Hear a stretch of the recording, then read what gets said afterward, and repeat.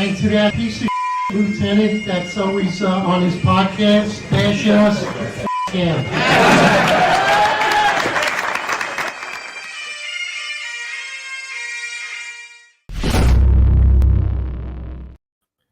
All right, attention to roll call. We're holding a return roll call today for the Midnights. You guys are holding too many 53s for the Slack a Day tour. So, got to clean up your shit. Stay tuned. All right, everybody. Good morning. It's bright and early, 8:05 Eastern Time. For me, it's bright and early, still dark. Good morning, Hassan. Good morning, Nighthawk. 13666. 13666 is top of the morning, folks. Welcome to roll call. Make sure your books are updated. We'll be scratching station house security is available. Nighthawk, President Duty, sir. President Duty, thank you, brother. Paul Haggerty, Cactus Joe 314, Jesse James, Matt O'Brien. And look who's bright and early. Juju. Outstanding. Sleepy Joe. Good morning. Yvette, how you doing? Patrick Donahue, Joe Roscoe, many others. AJ, how you doing, brother? John, let's get right into it. You know what? Before we even get into it, I'm just going to say let's play a game of New York's Finest Retired Unfiltered podcast. Friends and listeners, we were right again. We spoke about juveniles committing robberies. Police department didn't have their finger on it, and here we go. Yeah, this is pretty interesting. So Tren de Aragua has like a youth crew that the Post has been reporting about.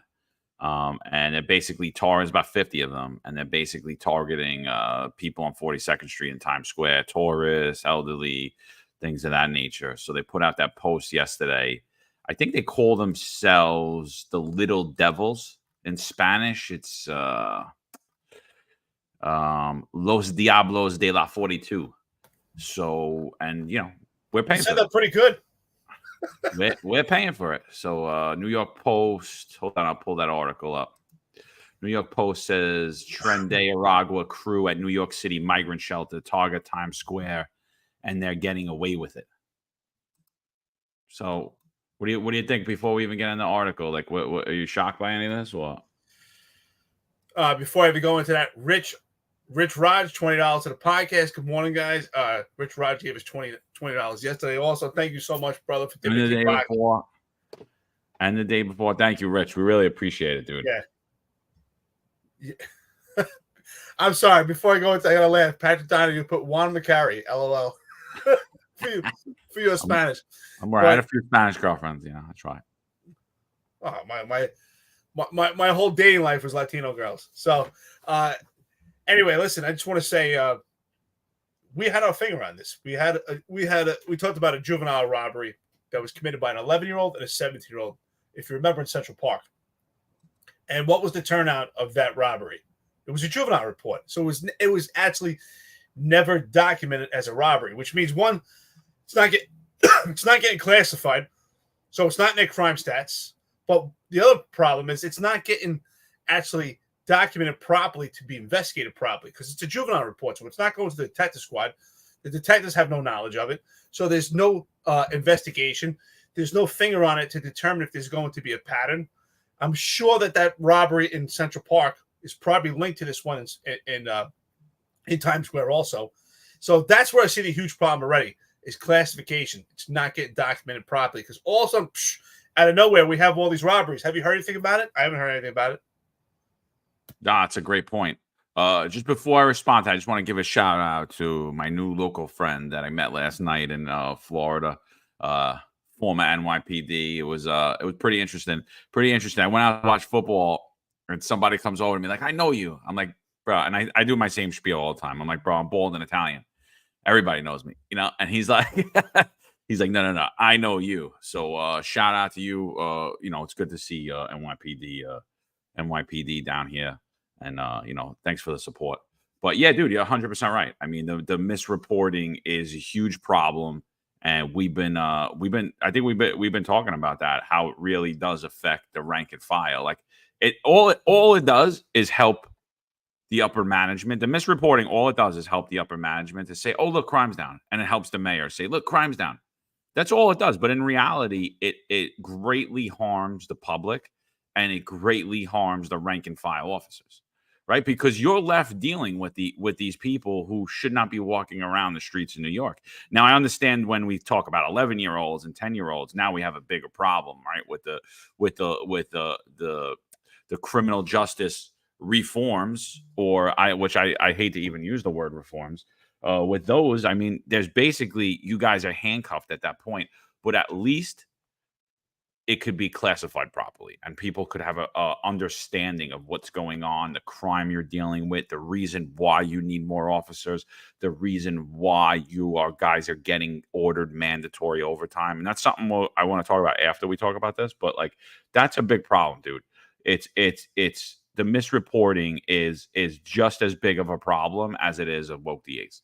You could put misreporting of crime and woke DA almost together. Well, so for one, there's definitely different approaches that the police department can take. Intrusive approaches where they could actually have their finger on the pulse and put a stop to this, even without arresting their way out of it. Because, listen, Patrick Donahue makes a great comment here. It's pretty funny. It's true and not necessarily applies to this. It doesn't. Patrick Donahue says, where is it? These damn comments. If the NYPD only had some sort of database where they could input intelligence regarding gang members and suspected gang members to aid investigations, that's hilarious, brother. But when it comes to this case, they call the little devils because the predominant age is between 11 and 15 when it comes to these kids that are called the little devils. So that's another third world problem that's been brought to a first world nation. You see this a lot. As I spent a lot of time in Brazil. I spent about 3 months in Brazil. I spent a couple months in Thailand. I spent couple months, quite a few places in some third world countries traveling. And what I see a lot of times is they have the kids go out and do the dirty work. And that's the same thing that we're seeing here, especially when it comes to Times Square. They got the kids going out doing the dirty work because there's no repercussions for it. So the gang database is extremely necessary, but the problem with this is these kids are so young, they wouldn't be on the gang database anyway because of their age. They would be too young to be on the database. So how do you handle a situation like this? We have youth officers, right? We used to have youth officers. We used to have school teams. Wasn't always the best cops, but at least they were out there picking kids up for truancy. And when you pick kids up for truancy, it's intrusive police work. Because if you pick a kid up during the day who's supposed to be in school, now most of these are happening at night, but I'm sure they're also roaming around during the day also. So if they're out there during the day, these kids can be picked up. And once they're brought to the truancy location, they have a right to check their bags, check things that they have. So they won't be able to carry weapons because they know they're going to get picked up by the police and then checked by these schools. So that's one approach that can be taken. The other thing is it has to be documented properly. The fact that they're not classifying it, they can't be investigated because no one has any knowledge of it. Yeah. No, I think the youth officers did provide a lot of omnipresence, dude. I think they stopped a lot of things, dude. They stopped a lot of fights. They stopped a lot of stabbings. They stopped a lot of people getting jumped. I mean, were there still a ton of fights? 100% there were, but at least there was a force there to deal with it and reckon with it. And they definitely prevented a lot of things that are no longer being prevented by us pulling back from that, I want to say monitoring the youth, right? Because I used to deal with the youth officers all the time when I was in high school. I would just walk out of school, I mean, the security guards didn't care. I would be like, I'll be right back. I'm not going to that class. I'm going to go, you want anything? And I would just leave. and then I dealt with them several times, and I don't even, I think everything was more corrective with the youth officers. I thought like like I said, I didn't like the cops growing up, but I thought like the youth officers and the school safety, I didn't really look at them as the police because they were more just corrective. Like, what are you doing? Get to school. I'm taking you back to school. They were never like the heavy hand of the law. They weren't really looking to get you in trouble. They were just looking to keep you on the right path. So now we don't have that any longer. In this scenario, obviously this is happening at night. I doubt even any of these kids are attending school. Which is another problem. They're being put up in taxpayer-funded shelters right around in 42nd Street, and they're forming gangs because obviously we have let a lot of gang members into this country that we don't know from nations like Venezuela and other third world nations. So we're now going to experience the problems that they were dealing with overseas. Because again, like we consistently say, if you import the third world, you're going to become the third world. And that's what we're doing. So now we're experiencing third world issues. It's a big problem because our laws are very lax and we don't have the systems and capabilities set up to deal with these properly. So it's something that I think is going to needed to be worked out. There's going to be some type of there needs to be, I don't know that there's going to be, but there needs to be some type of plan being put in place. And we've been dealing this about a little bit over a year now, and there has been zero solutions offered other than let's pretend all is well and crime is down and nothing's going on. And what's the famous term? Migrants commit crimes at a less rate than Americans do. It's like, oh, great. Well, we didn't have all these issues before. So I don't understand how that's supposed to make people feel better. Are you supposed to feel better after you got robbed at gunpoint by an 11-year-old in Times Square? Well, but they commit crimes at a less rate, though. It's like, oh, okay, that's good. Crazy 10-7, $4.99 to the podcast. Crazy 10-7, great friend to the podcast. Thank you so much. Coffee for all the special operations lieutenants in the Bronx and anti-crime sergeants in Manhattan, where opposition meets opportunity. I love it, etc. Opposition meets opportunity. Absolutely say that all the time. So, John, I think that it's obvious to me. I think we can make the assumption at this point that the police department was trying to hide these robberies, and that at some point it just came out and they couldn't hide it anymore, because it's just the same thing as the scooters, right? When Mayor Eric Adams came in office, we didn't have any robbery patterns when it came to scooters. We didn't hear about it for several years. And Ed Caban, the former most insignificant police commissioner, actually said during an interview that there were no crime issues. At the same time, they had 80-some-odd robbery patterns. And now we have a robbery condition going on 42nd Street. And this is a huge problem for the everyday average citizen also. I've worked my last year. I didn't spend much time in the street in the Bronx anymore because of the CCRBs that I had and the amount of charges I had. I was under attack by the CCRB. So I would work in Times Square for overtime. And that was the opportunity I had to be in the field. And that can be real cumbersome because these kids are out there. There's huge crowds of tourists. And if these kids attack a tourist, they may very well defend themselves. And that's a huge problem. We know what happened to Daniel Penny. Daniel Penny's pretty much on trial for his life right now for being a good Samaritan and taking action in the subway. And unfortunately, Jordan nearly lost his life. But Daniel Penny did what we would want Americans to do, to stand up for others. So we may see someone out there, a tourist, that doesn't really have the knowledge of New York City politics. It takes action to defend himself or his family or someone else. And God forbid he kills one of these kids. Now we have a huge problem for that tourist or that everyday average citizen. This is a huge problem. And the fact that they never let anyone know is absolutely ridiculous. Patrick Donahue, $4.99 to the podcast to help offset the human waste disposal fees for Eric's RV. Hey, brother, if you're ever into it, let me tell you, RV life is outstanding. I recommend it to everyone, or at least just get an RV if you ever have the money in retirement. Do some traveling. It's awesome. You want to see the country in a different way. Our RV is outstanding. It's almost when you drive, it's like watching a movie. It's outstanding.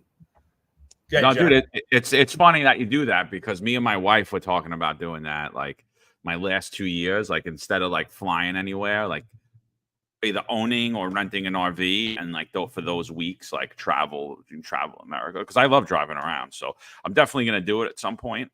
I definitely want to, and I keep saying I want you to do it on your social media. Like is actually document what you're doing, where you're going, parking at the places. Because a city boy like me, I could definitely use a lot of help, and I'm sure it took you a lot. There was a big learning curve for you as well. Like, how am I hitching this? How am I doing this? Like how am I backing this thing up? I've trailered a few things, and it's I don't do it often, so I do it like every year or once a year or every 2 years sometimes. And it's weird. I always have to get used to it. It always takes me a few hours to get used to the maneuvering, like the backing up with the trailer and things of that nature. So, yeah, it's awesome. Actually, this is my second one. So the first one I had was a Class A. So it's like the bus. It's the one you actually drive. Oh, it's awesome. It's just like watching a movie. I'll never forget the scariest time as I took it through Vermont, and I was driving down like some real steep mountains, and it was insane. But it was pretty impressive how you could feel the engine start to like seize up and brakes when you're going down these mountains. But it was like watching a movie. Nighthawk 13666 says Route 666. Route 66 is awesome. I spent a lot of time on Route 66 in the country, but now on my second one, I do have what's called a fifth wheel. So with the fifth wheel, I actually have a truck, and I pull that trailer, and it's wild when you back it up.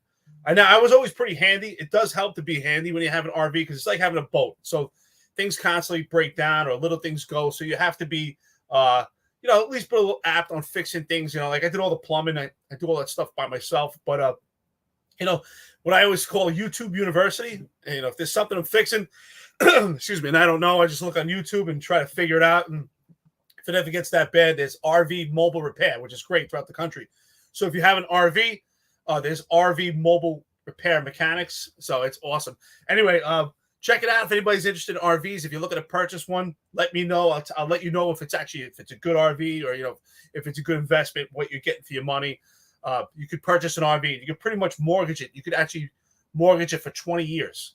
So if anybody's interested in purchasing an RV, and it's not too substantial, and I give you a different time. It's like timeshares throughout the country where you could purchase an RV package and go to different RV parks throughout the country, depending on what you want. If you got little kids, they got stuff. It's like Wally's World. If you want raw camping, they have it. They have pools. It's really cool. Anyway, check it out. Listen, let's get back to the subject here. Los Diablos de la 42. This is some of your gang members out here right now. They're illegal, not military age, but they're illegal juveniles that are causing havoc in New York City, on the streets of New York City, a problem that we didn't have before. So for one, it's not getting documented properly. So we don't have classification. So it's not getting investigated. That's a huge problem. Now, I don't know if we have a youth officer program in Midtown South, but you're going to need one, and especially with this problem here. And also, even with the gang database, most of them are too young to be on that database. So this is a huge hurdle. And the fact that this is first coming out now, that's a huge problem. And what also is a problem, when you do make these apprehensions, where do you return these kids to? Because the parents are going to be undocumented. There's no actual residence. So how will we actually return these kids? That's another hurdle. Yeah, I mean that's again, it's been a problem dealing with youth of the criminal mindset in New York City since about 2018, right? There's no accountability when youth commit crimes, and now we're creating even more hurdles.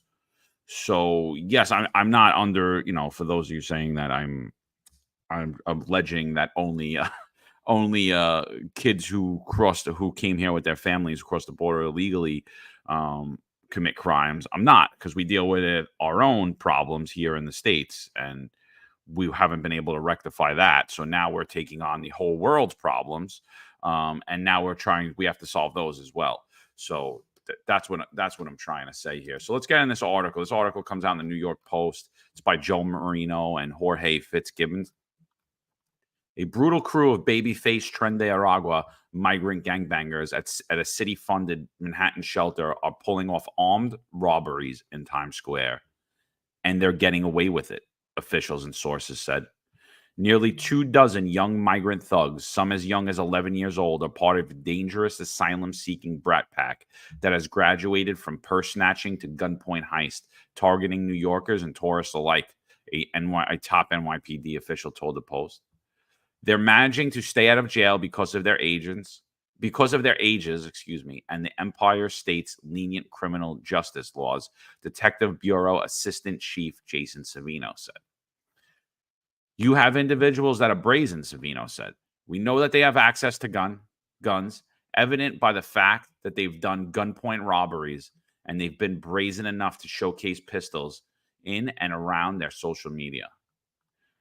This is the first formulated group that we found, where this group of about 20 individuals that in a pack format hang out every day. They post on social media. They boast about their crew, the chief said.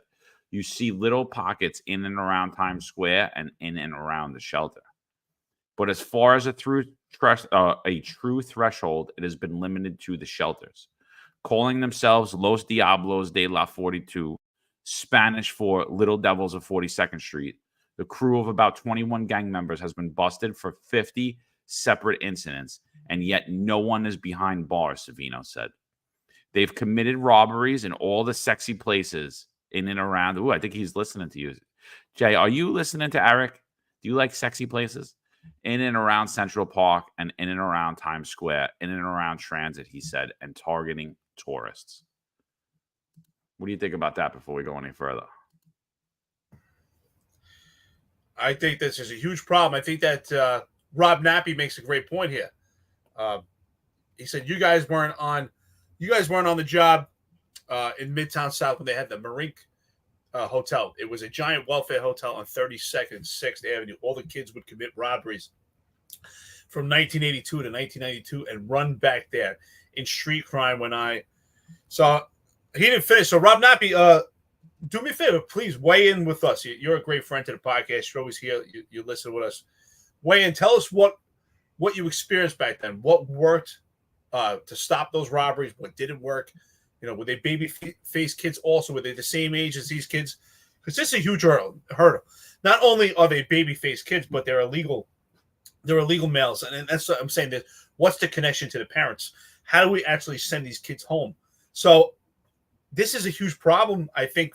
Also, like I said, 42nd Street is predominantly tourists. And some of these tourists, they're going to fight back because they don't understand New York City politics.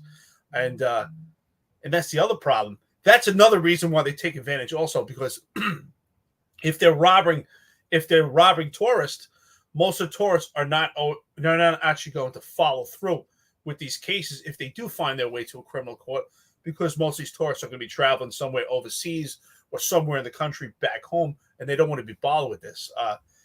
I think this is a huge problem, dude. And again, I'm really skeptical that the police department was hiding this. I find it hard to believe that Chief Savino, who's actually talks about this in this article, that his knowledge is that he's first getting knowledge about it at this point.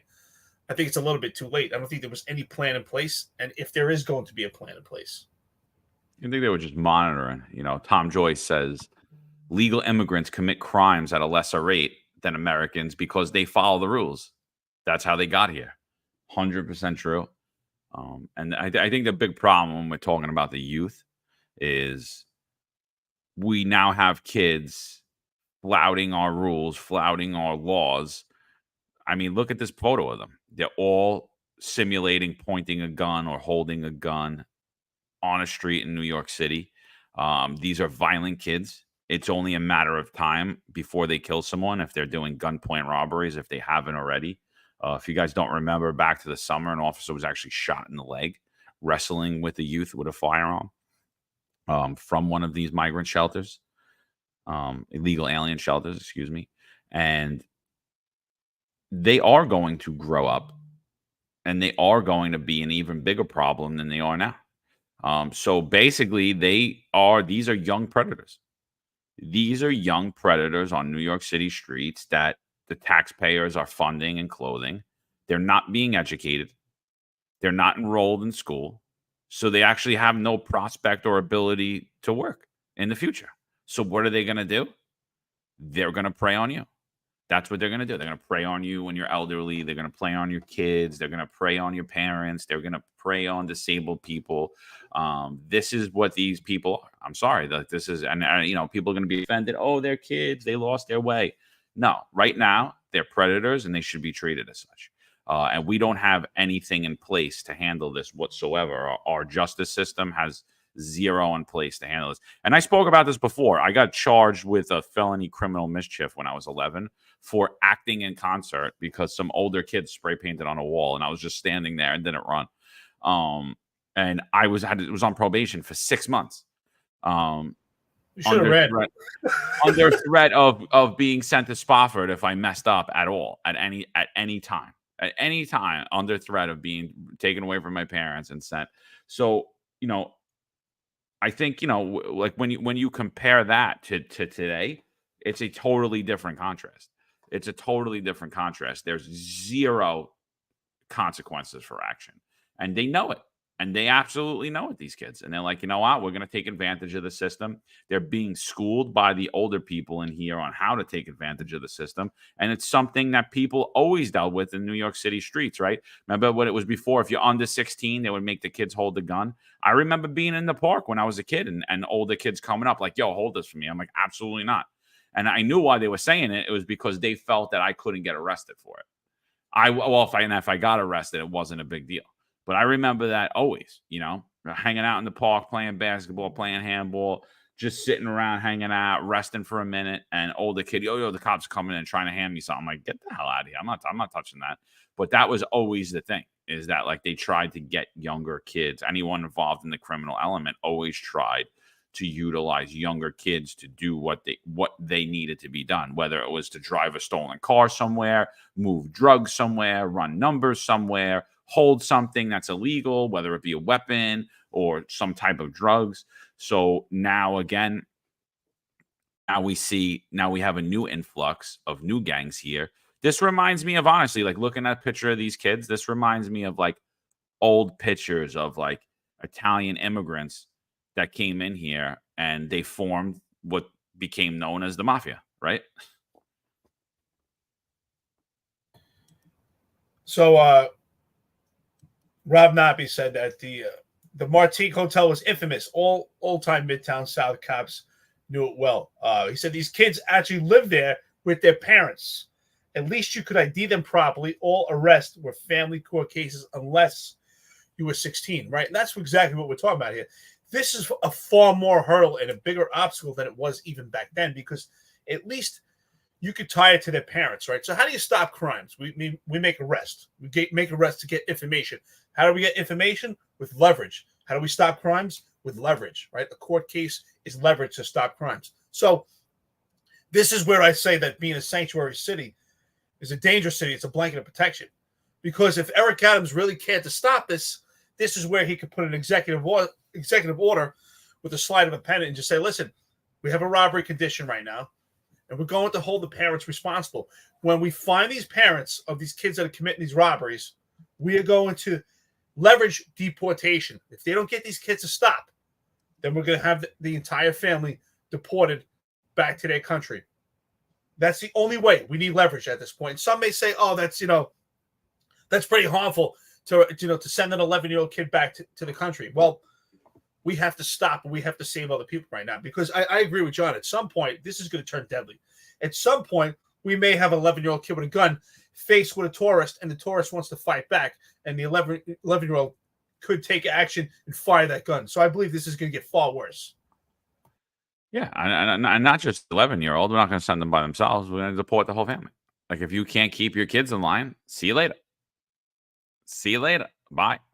What we want to, I hear all these people, we want to hold the parents accountable if a child gets access to a gun. But you don't want to hold these kids accountable? You don't want to hold them in the same way? You don't want to hold their parents accountable? Why not? Why do you only want to hold American parents accountable? Why do you only want to hold taxpaying citizens accountable? So I think, let's take what you want to do and utilize it on people who aren't really subject to all the protections the United States Constitution has for American citizens. They're not subject to it. They're not citizens here. So they should be treated as what exactly they are. They're people who entered our country illegally. They're here illegally. By the definition, they are criminals. It is what it is. Are they violent criminals? No, not everybody's a violent criminal, but they're all criminals. That's what they have in common. Everyone that came into this country illegally is a criminal. They broke our laws. That, by definition, they've committed a crime. So, does that make them a bad person? No, because like I always talk about, Eric says moral law and man's law, but I always say God's law and man's law. There's two different sets of laws. So does that make you a terrible person because you wanted a better life for your family? No, it doesn't. But I'm not going to beat around the bush and say you didn't break the law either, because you did. So it is what it is, right? No one's above the law, right? Remember that phrase and that hashtag? No one's above the law. Really? It looks like these kids are above the law. It looks like their families are above the law. And I tell you this: the police department wants to deflect the problem to the justice system, and I get it. Bail reform, raise the age are huge hurdles and obstacles that create a problem for this. But the police department cannot just deflect this to the justice system. That the police department has to take responsibility for themselves. And that's why I said if we were leading the police department, I would say arrest these kids constantly. I don't care what they do in the justice system. There's a dichotomy between what happens in the police department and what happens in the justice system, right? We used to always say for clarity and for your mental health, I used to tell my cops, when you make an arrest, do your job to your best ability. Don't worry about what goes on at court. That's not your job. You did your job. You did your job. You made that arrest. It's almost just like being FedEx. You got that package. You deliver it to court. Once that package is delivered, what happens at court is not your problem. And it's the same thing here. I think the message should be have omnipresence here and make arrest constantly. Constantly arrest these kids. Arrest them for robbery.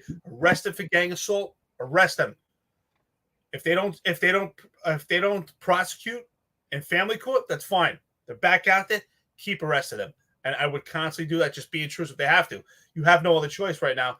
You have a mayor at this point that's not willing to have an executive order to have the entire family removed and deported, which they should be. They should definitely have removed and deported. They should absolutely.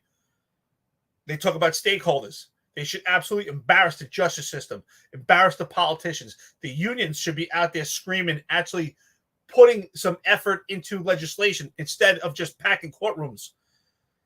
We need to actually, right? We need to actually take a stance. I mean, Pat Hendry, all he talks about is that when cops are being convicted, when cops are being charged, we pack courtrooms. But what are you doing to actually make a change? What you should be at the doorstep right now at City Hall saying this is absolutely ridiculous because one of our cops may be faced with an adversary. One day we may have one of our NYPD police officers faced with an 11-year-old with a gun, and the police officer may kill that kid. And the optics of it are going to be a huge riot, and they're going to take their aggravation against the police officers, even though they did their job right, because it's going to be an 11-year-old kid with a gun. And who knows? It could be an 11-year-old kid with a fake gun. This is another problem we've seen in Chicago. So we said before, why are we going to allow this to fester in New York City? But again, because it's an epic fail by the leadership of the police department, epic fail by the unions, which is another form of leadership, epic fail all the way around. Yeah, it's and it's getting violent out there, people. So 1010 Wins just put out boy uninjured after 7 shooters fire 18 shots at him in the Bronx and miss. The NYPD released images Tuesday of 3 of 7 suspects wanted for the shooting of a 15-year-old boy in the Bronx earlier this month.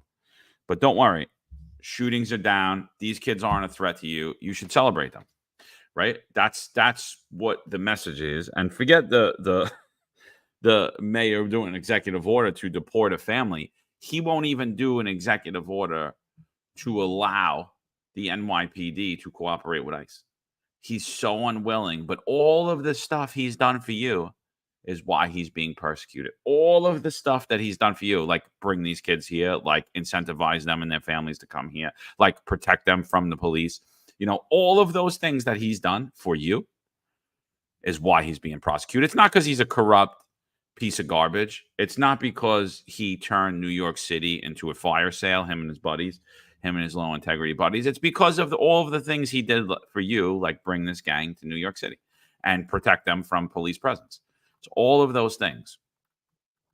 They kind of had a graduation of sorts and a progression where it originally started from snatches and then went to strong arm robberies.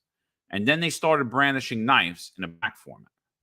Of course, they were brandishing knives in a pack format. Look at these kids. Do any of them look like they are capable of physically fighting? I mean, just with all of them in a pack, maybe. But their pants are down. Who's wearing slippers with socks, Crocs? Their shoes are untied and open. They're not prepared to fight physically. They're going to use weapons, and that's why they're showing themselves brandishing weapons. Also worrisome for New York's finest is the possibility that an all-out gang war could erupt between Tren de Aragua and one of the Big Apple's most notorious gangs, the Latin Kings. I'm going to tell you right now, Tren de Aragua is far more dangerous than the Latin Kings at this point. The Latin Kings got to worry that Tren de Aragua doesn't take them over. These are violent. These are violent gangs that are coming here. They do not play by the same rules that we grew up with and become accustomed to. TDA, which grew out of the poverty and corruption that has long plagued Venezuela, established a criminal foothold in the 5 boroughs a little more than a year ago, thanks to Eric Adams. Law enforcement sources said gang members hid among the millions of asylum seekers who crossed the U.S. border with Mexico since 2022, then scattered throughout the country. Here's another photo of a kid brandishing a firearm inside of a bathroom. I don't know, dude. Crazy stuff. So here's the other problem. So is the police department actually coordinating with the hotel itself? To, what type of mechanisms do they have? Do they have security there? Are these kids getting wanted before they go back to the hotel? Is there a gun detection scanner there like they have in transit? Why don't they take that gun detection scanner that they have in transit that's pretty much useless and take it and put it at the hotel? Because as far as I'm concerned, it shouldn't be a free-for-all. They're living there on New York City's dime. They're getting fed, sheltered on New York City's dime. Take that gun detection scanner that's in transit, that's pretty much useless, and put it at the hotel. Because how are these kids going to get back into the hotel with weapons? If they had a gun detection scanner or scanners at the hotel, these kids wouldn't have a place to put these weapons. They would have to hide it somewhere. So that would be another obstacle. So there has to be obstacles, impediments created to make it more difficult for these kids. They have to be constantly arrested. There has to be intrusive police work. There needs to be a presence of police officers that are taking action. And they have to be supported because they're going to be arresting juveniles. And we're going to hear from the advocates, oh, they're arresting 11-year-olds, putting them in handcuffs. Too bad. I don't care. We have to do what it takes to keep everyone safe at this point. Put them in handcuffs. They're out there committing robberies. And again, look at the way they're dressed. Some of them have flip-flops. Some of them have sneakers that are not tied. I mean, these kids really, that's another indication to me that they're not out there fist fighting. They're out there using knives, they're using guns, which makes it even, problematic. So we have to stop how they're getting access to weapons. Joe Spokes, thank you so much. I guess it's a new friend to the podcast. Thank you, $50. Thanks for speaking out. The Adams administration has destroyed the NYPD and FDNY. And FDNY EMS by putting his cronies in position of power to promote unqualified people, the ultimate nepotism. Brother, you're speaking volumes. We talk about it all the time. Nepotism equates to corruption, especially with this administration. But we need to get a handle on these juveniles out here. And I would say right now, Kaz Daughtry and Michael Kemper retired. They love technology. Take that gun detection scanner and bring it to the hotel. So I'm being told the Row Hotel in Manhattan is pretty much ground zero for Tren de Aragua. They just sit out front. They send out groups to shoplift and rob all over. Then they go back and give it back to the higher-ups. Now you have the older Tren de Aragua guys on Roosevelt Avenue area, 110, 115 precincts, combining with other gangs to form a new gang called New Generation to take over even more corners. Tren de Aragua and some Trinitarios have aligned to be this new gang, the New Generation. So that's what's coming out. Joe Spokes, we appreciate the $50 and the donations. We appreciate all you guys for consistently donating. Welcome to the podcast, Joe. First time I'm seeing you. So thank you. Thanks, everybody, for joining us this morning. We're talking about Tren de Aragua, a little migrant robbery crew in Times Square, known as the Little Devils of 42nd Street, who have emerged. So members are told to get distinctive tattoos that mark them as members, with body art, typically including anchors, clocks, crowns, and phrases included the word guerrero, which means warrior in Spanish, but also pay homage to Hector Nino Guerrero, the leader of the gang in Venezuela. The gang tats also tend to feature the number 23 or NBA stars Michael Jordan and LeBron James, both whom wear the number on their jersey. While others include images of bulls, seemingly to shout out the Chicago Bulls basketball team, where a city where Tren de Aragua has flourished, sources said. In New York, gang members exploited the migrant shelter system, running robbery crews as well as trafficking drugs, guns, and sex workers under the nose of private security guards, according to sources. The Diablo crew out of the Roosevelt Hotel is guided by an older gangbanger who recruits youngsters to pull off robberies before bringing back the loot, sometimes as part of the initiation into the gang. The group's members hang out in packs with younger recruits and will be there where the kids pull off a crime, perhaps to steal a chain from a passerby. Punishment for failing could mean being forced to lick the floor of a city subway car or worse, Savino said. Communication between crew members takes place online, where they brazenly post exploits, he added. They use group chat on their government-issued phones, so you know that that's what you're using, and the group app is titled according to their gang, really, and they're using government-issued phones. So they're plotting this from government-funded, it's not government-funded, because the government, Savino, it's not government funded. You're a smart guy, but it's not government funded. You're funding it. I'm funding it. The taxpayers are funding it. We're funding for food, clothing, shelter. They're dressing a lot better than some of our own kids are dressing because, while their parents are working, they don't even have time to shop to pay the bills. These people are wearing the latest in fashion and street fashion in New York City.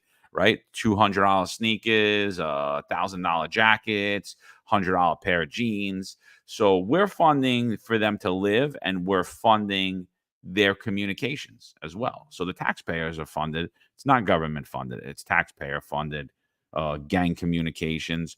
And to me, this sounds like a criminal enterprise that's well organized, and it sounds like a organized crime element. And this is what we're doing. We're growing organized crime in this country.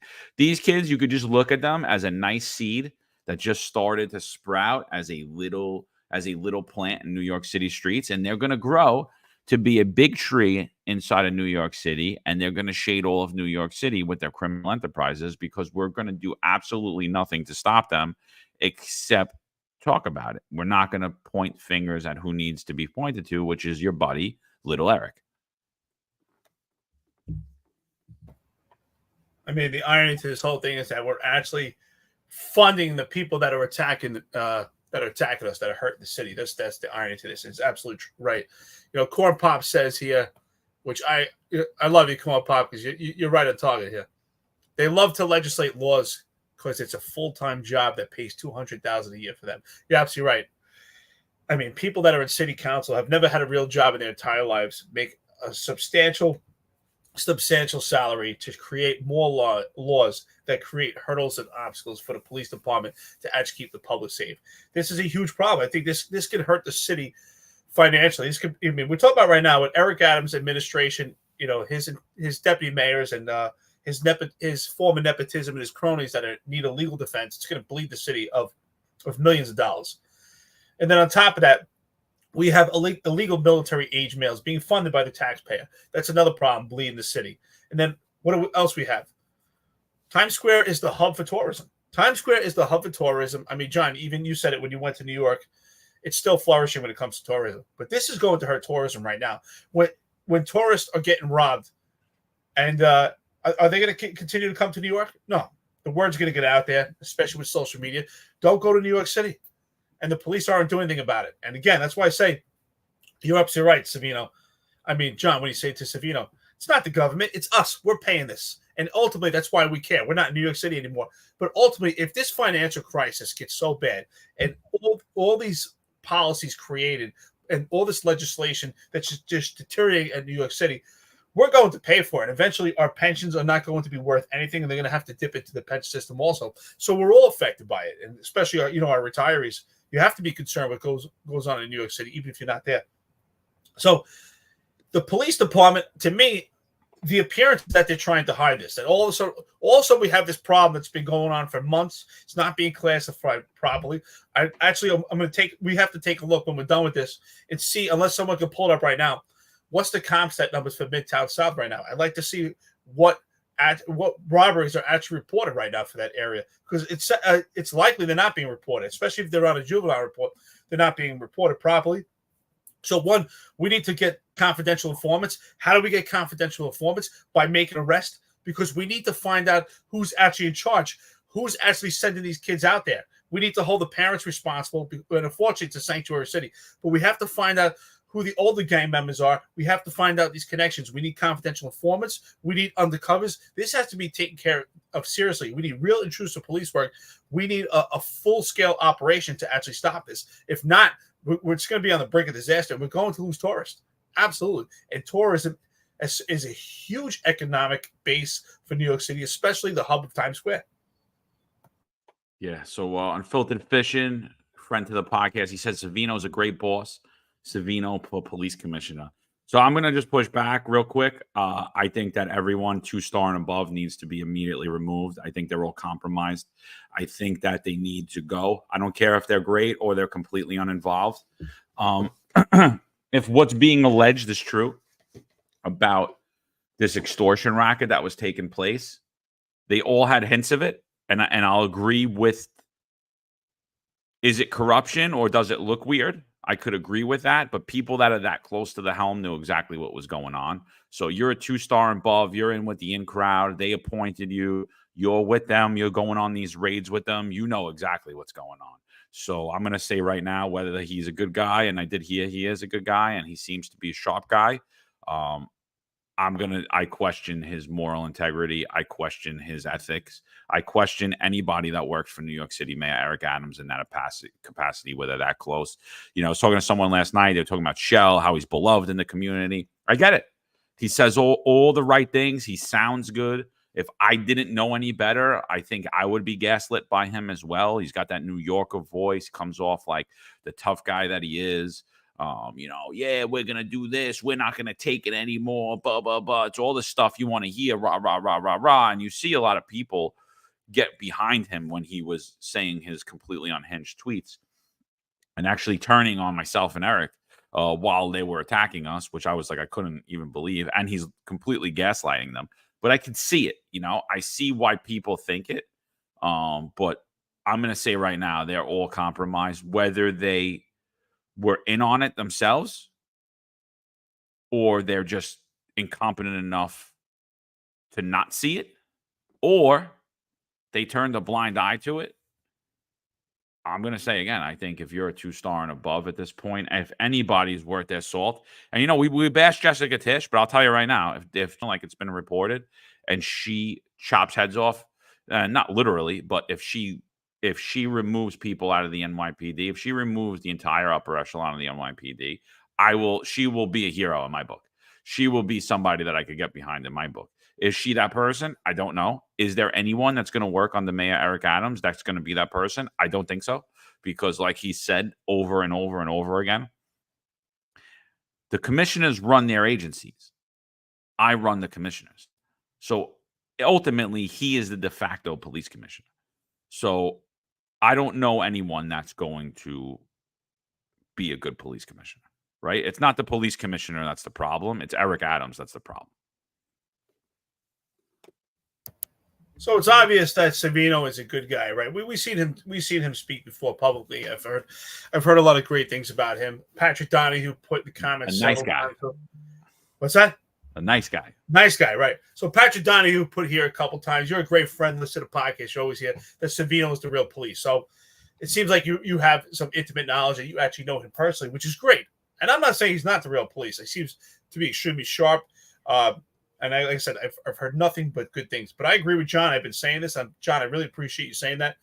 Solidifies what I've been saying here is that I believe they're all compromised at this point. And some are in opposition to that. I see Ron Layson saying he doesn't agree. And I understand your point of view. But I feel, based on my perspective, if you're a cop and a precinct in general population and you work in one tour, I mean, we've had cops in PSA 7 when I worked there that were actually arrested, and they were doing some serious drug deals. They were, but if you're working at midnight and someone else is working a day tour, you may not cross paths. You're kind of compartmentalized with your tour. That's different. It's more of a general population. But when you're a chief, especially a 2-star chief, you're at the upper echelon of the police department. There's not that many people that actually outrank you. You're in the legitimate circle. You're close to the mayor. You're part of the important moving parts of the job.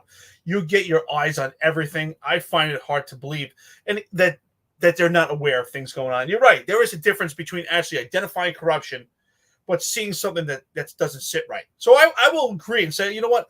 Maybe Savino saw some things that didn't look right. Maybe the appearance of it wasn't so good. And maybe at that point, why are you going to speak out? Like, something doesn't look right, but I haven't identified total corruption. But let's say during that time, he saw things that didn't seem right. And now with this probe going on, now's the time to come out and say, wait a minute, I did see some things that didn't make sense. And now with this probe, it's all coming together. The appearance of impropriety is there. And not one chief has said that, including Savino. So I think they're all compromised. Unfortunately, that's the reality. And when you're a leader, whether you're good police or not, you also have to identify, and you have to identify problems. And let's be honest, these chiefs, they're in a good old boys club. They all go out to lunch together. They know each other. They're in a small sect together, right? Small unit leadership breakdown. The chiefs aren't hanging out with the cops. The chiefs are hanging out with other chiefs, and that's their circle. The chiefs, the higher up executives. So they see things that don't fit right, and no one has said anything. So I have a problem with that. Absolutely. I think they're all compromised. They're all compromised. It's the bottom line is this. And I don't care what rank you are. If you're a chief, you're an inspector. Let's bring it down to cop. Let's just make it very simple. Michael Dowd's in your squad. You work midnights with Michael Dowd. The whole corruption scandal comes out that Michael Dowd and numerous other officers are robbing drug dealers, bringing people to drug dealers during work. They're not doing their job. They're committing burglaries at work. They're doing all of these other things. And now you're the commanding officer, Ron.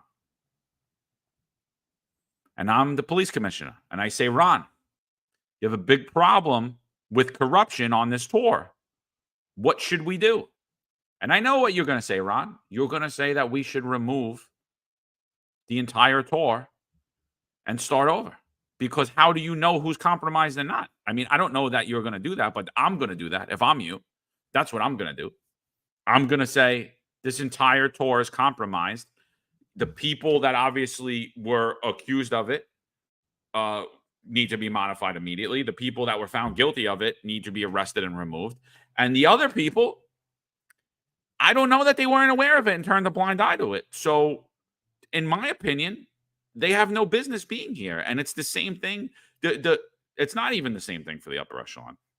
They should be held to an even higher standard. They should be held to an even higher standard. So if I'm walking in as the police commissioner, who do I trust? If you're walking in as the police commissioner, who do you trust? Oh, no, you know what? This guy's really sharp. Oh, yeah, exactly. That even gives me more of a reason to say, what does he know that he should have known, that he should have seen, because he is sharp. Same thing with LePetri. He is a sharp guy. He is a smart guy. What did you see? What did you hear that raised your eyebrow? What did you know that wasn't right? And you were like, yeah, this isn't. And I'm not saying you're in on it. I'm not saying it at all. But I'm just saying you're compromised whether you like it or not.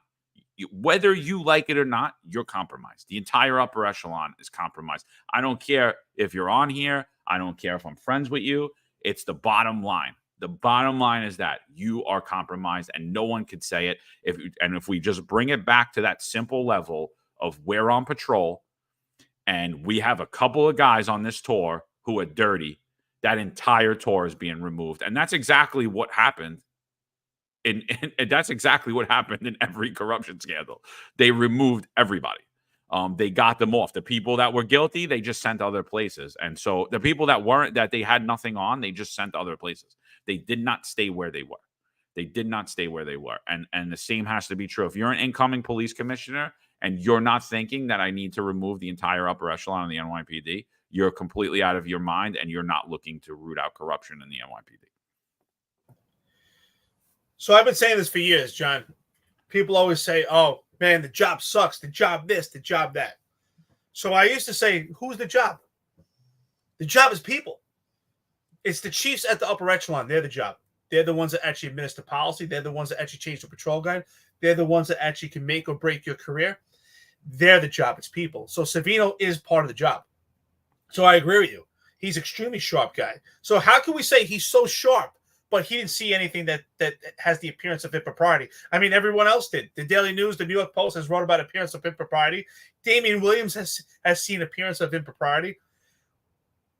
Sal Greco, John McCary, Eric Dim has seen the appearance of impropriety. But Savino, who has a bird's eye view from inside, within, he hasn't seen anything, and he's so sharp, and he's the chief of detectives.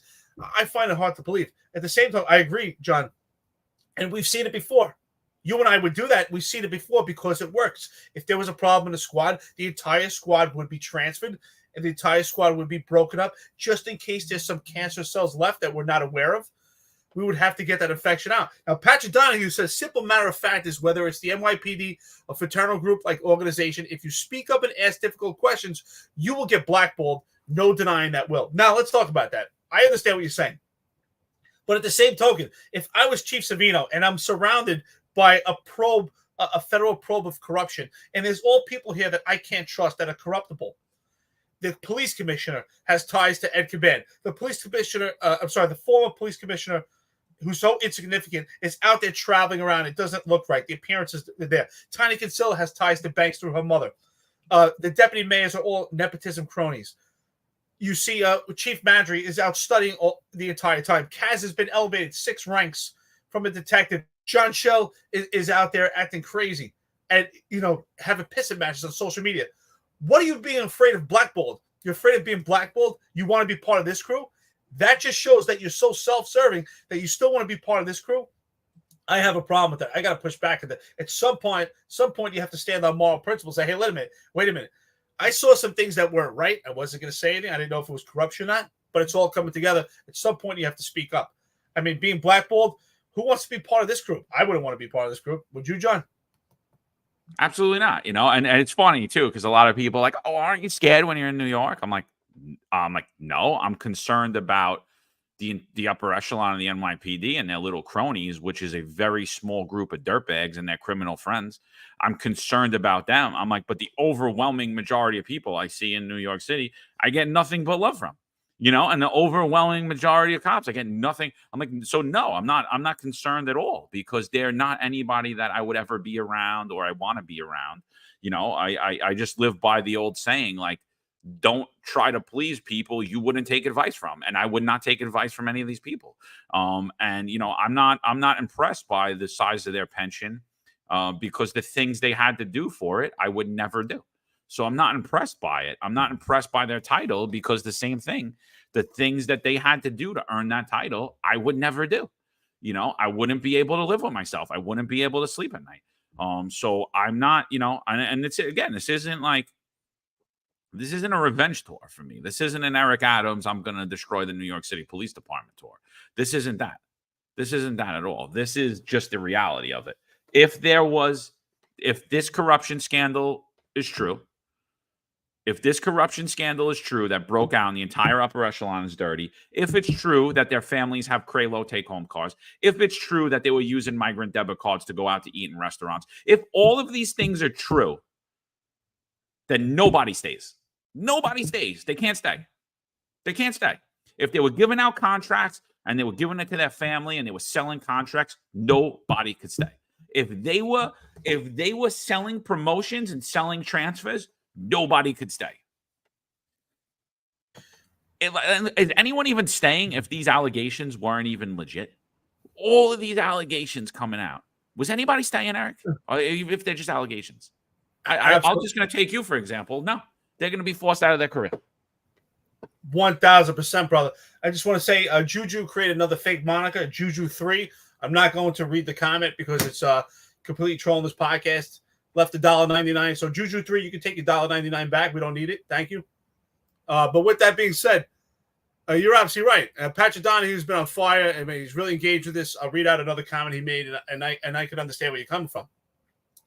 Patrick Donahue says, I spoke up and out and was blackballed and then dragged into a federal lawsuit to help further someone's political aspirations. I don't regret a thing I did or said, very few, if any, which stood with me. Absolutely. So, Patrick Donahue, I mean, it's obvious that you're in retirement. But you know what? At night, when you lay down and you look at the ceiling, look up, you know that you did the right thing and you can live it yourself. But some of these other people right now, they say in the short term, hey, I don't want to be blackballed. I want to be ostracized. I want to be outcast. I don't want to be uncomfortable. They'll justify it themselves. Some of these people have to look in the mirror and say, oh, I have to do it for my family because what else is out there? I've heard these excuses. We all heard them. Oh, if I leave this job, what else is out there? There's a whole world out there. It's funny. Everybody says that, right? But what about John McCarry? John McCarry had to ask those questions also. What else is out there? I had to ask those questions also. If I leave my career, what else is out there? There's a whole world out there. So sometimes you have to stand on moral principle. We can't just be worried about being ostracized. That's very self-serving. We all decide to become public servants. This is supposed to be bigger than us. We're supposed to be put others before we put ourselves. If we were really in this for the money, why would we become cops? I could have done anything else. I could have made far more money. I could have had way bigger investments than I have right now. But we did it because of a life of service. So if we're going to serve, why are we not serving the public for the good that it needs? Why are we putting ourselves first? That's a problem. Yeah. I mean, that's the whole thing. That's the whole thing. And then, I'm going to go back to the mandate again. And I said that the mandate, this is the easiest way to show that corruption could easily take root in the NYPD. It's illegal. It's not right. It's wrong. It's morally wrong. It goes against mostly every boss that I've ever talked to was against it. They were like, this is nonsense. This is bull crap. Regardless where they stood on it, whether they thought I should take it or they didn't think I should take it. They're like, this is crazy. I've never seen this before. This is crazy. The unions knew it was wrong. They didn't say anything. Nobody said anything. And yet we had men force women to put something in their bodies to continue to work. And I don't care if it was a miracle drug. I don't care if it made them fly. And they had long growing hair and they would live forever. You're going to force a woman to put something in her body so that she has to work, and we're going to pretend. And then what we did was this. Oh, no, everything's good. We just got to do this because the mayor told us. We just got to violate the law and do all this stuff because the mayor told us. I mean, and that was my biggest problem in the whole thing is that, I'm like, this is the largest law enforcement agency in the country. We're the most woke. We have the most progressive policies. We sit there and tell everyone, we care about you. We care about your feelings. We want you to tell us all this stuff. We say all of this stuff, and then we're like, do this right now in 7 days or you're fired. And I'm like, whoa, time out. We're just completely violating all the laws that you've been virtue signaling that you follow. All of the laws that, by the way, they continue to virtue signal, right, Wendy? Wendy Williams, whatever the hell her name is, Wendy Garcia, excuse me. The new equity commissioner, virtue signaling all these laws. This is how you get a religious exemption. This is why we care about you. All this nonsense. And everyone just turned a blind eye to it. Until today, Marlon Bethel's out of work. No one says a word that this guy doesn't have a job. He's terminated. He can't get a job because he's terminated from the NYPD, and he did absolutely nothing wrong. He's terminated, non-disciplinary. It should say terminated because he had integrity. Terminated because he had integrity, and in New York City, we don't welcome integrity. Oh, and by the way, in Eric Adams' administration, not only do we not like integrity or do we not want integrity, we also don't want you to be competent because you might see what the hell's going on here. Right? We don't want you to even be competent either. We want you to be an idiot. So, all the guys that are sharp, all the names that are coming around, this guy for PC, that guy for PC, Eric Adams is the problem. The head is dirty. Get him out of there. You could tell me any name you want. Tell me Eric Dim for PC. I'm going to say, doesn't matter. Doesn't matter. Get Eric Adams out of there. There's no way. Unless Eric Dim is going to be completely unbeholden to the mayor of New York City, which is no one's going to be, and all of these guys are. And all of these guys remain silent through a lot of different things that were wrong and illegal, then I don't want any of them. I don't want any of them.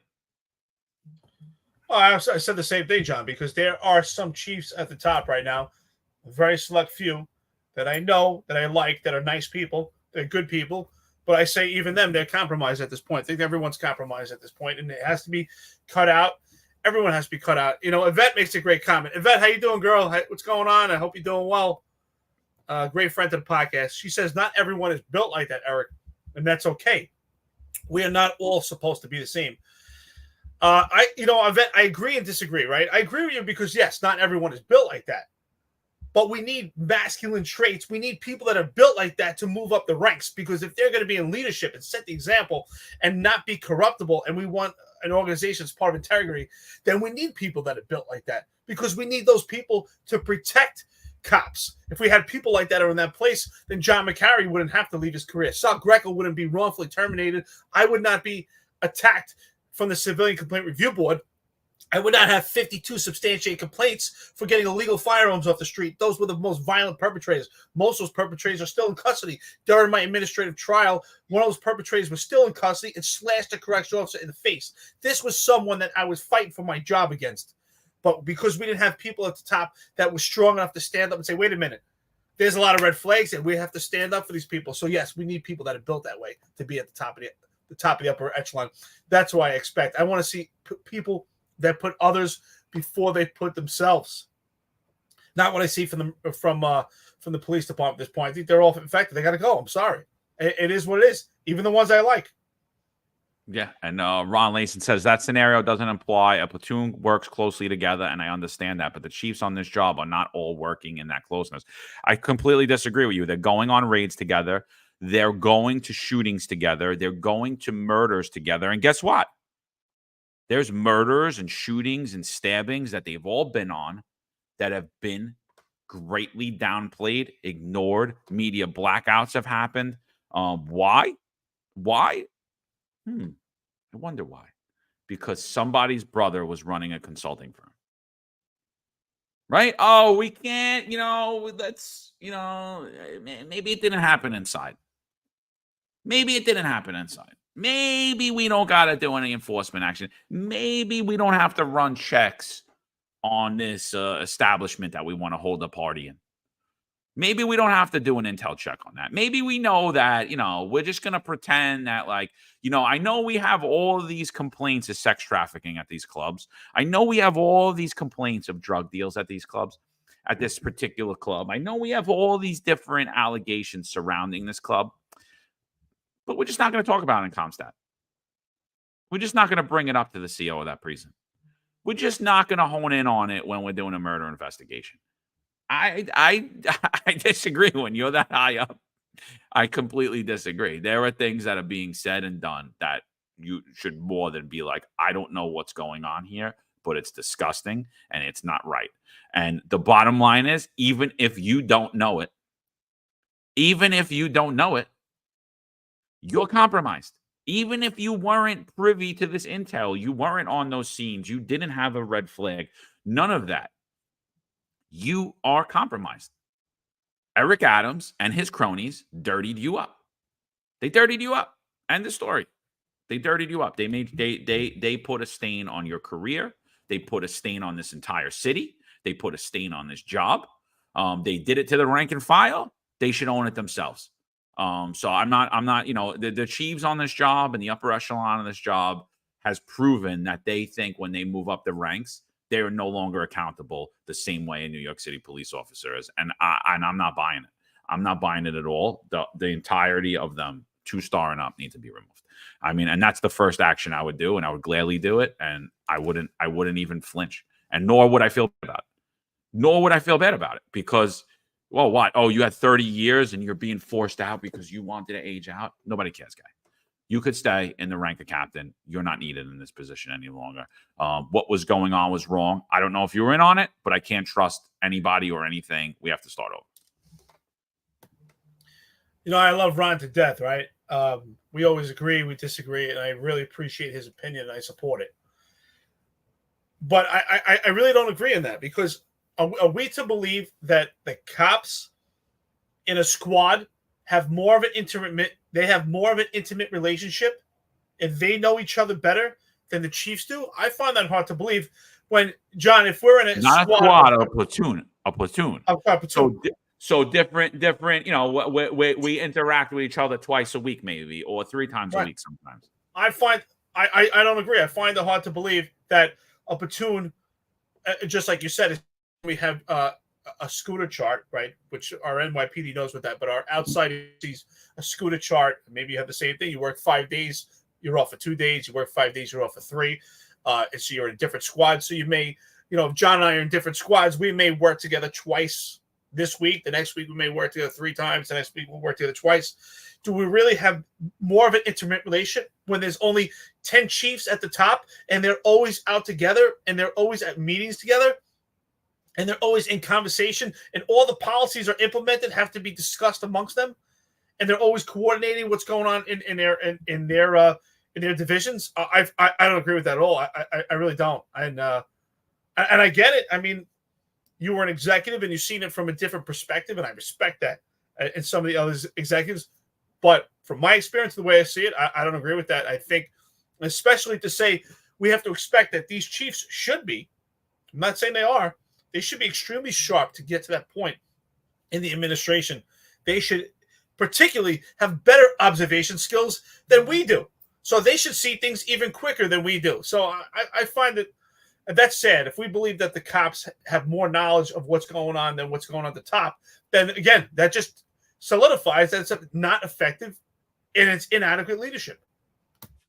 Yeah. And John brings up a great point, John Lawton. He says, additionally, removing people from certain positions without evidence of corruption crushes the job institutional knowledge and hurts our mission. Again, we had no problem removing thousands of New York City police officers who have institutional knowledge, the people that actually train the new generation, not the people who are far removed from the actual work. We had zero problem doing that. And that's the bigger problem, is we lost the institutional knowledge in the rank and file than the institutional knowledge of these executives. I can only point to a handful of them that are actually sharp guys. So, Jason Savino is definitely one of them. Mike LaPetri is definitely one of them. Chief of Detective Joe Kenny is definitely one of them. And everyone's going to say it's because they're white. It has absolutely nothing to do with that. It has to do with their work ethic and their competency. And there are people that are very competent in there, but they're not training the rank and file. They're not, and we don't even need their institutional knowledge at this point. At this point, if a corruption scandal broke out where the majority of the upper echelon of the NYPD, the top guys in the NYPD were involved and did absolutely nothing about it. Sorry, like I said, they compromised you. They stained your career. Your institutional knowledge of not seeing what happened, what things that we've done in the past obviously haven't worked. And this will do more to hurt the rank and file and policing and give an even bigger case on defund the police than we've ever had in our history. They're not the people that make the job turn. They're just not. It's the people on the bottom that have the wheels spin. And we had no problem getting rid of those sergeants, those police officers, those detectives, those lieutenants, and a few captains and inspectors as well. We had no problem getting rid of those people, but there were thousands and thousands of them. And that's why you can't recruit. And that's why you can't retain. It's because you lost the people that were the glue. That's why. And it's not the upper echelon of the NYPD. It's just not. They're far removed from the job, and everyone knows it, and everyone said it, that by the time you're there, you have 30 years on the job, you haven't been on the ground and know what the plight of the officer is, and probably over 15 years, you're far removed. And you're looking at the world from a different perspective, a Comstat lens, a perspective of perception. It's perception management at that point. It has nothing to do with actual crime fighting anymore. You start to lose the crime fighting, and the perception management blurs. It just does. And that's how I see it. And, that's just my opinion. I see it from the same lens, brother, because not only that, right? They're far more removed. And in many cases, we have executives at that point with 25, 30 years on the job. So they're actually worlds away because they can't even relate to the cop that's on the ground at this point. For some of those executives, they never had to police with technology. They never had to police with a phone in their hand. They didn't have to police by distributing business cards. They didn't have to police with a body camera.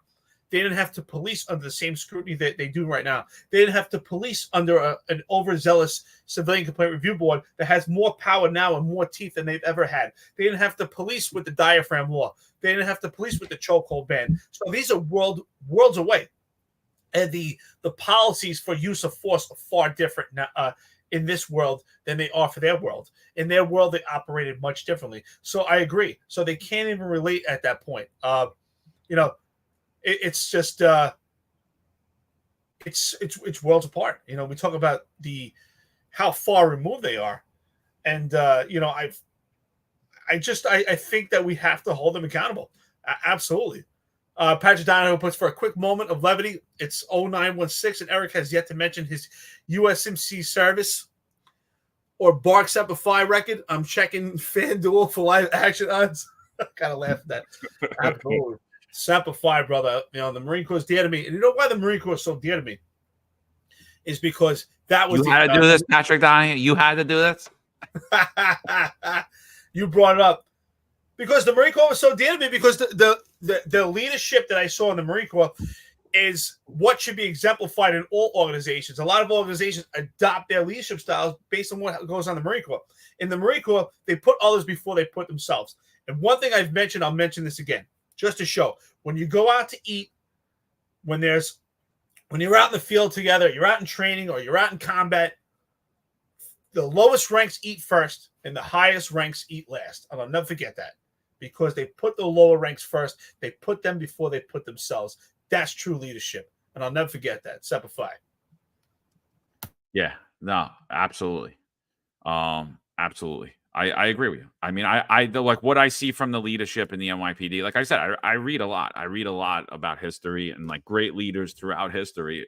Most of them, most generals in the army during war, especially World War II, they kept their resignation letter in their pocket.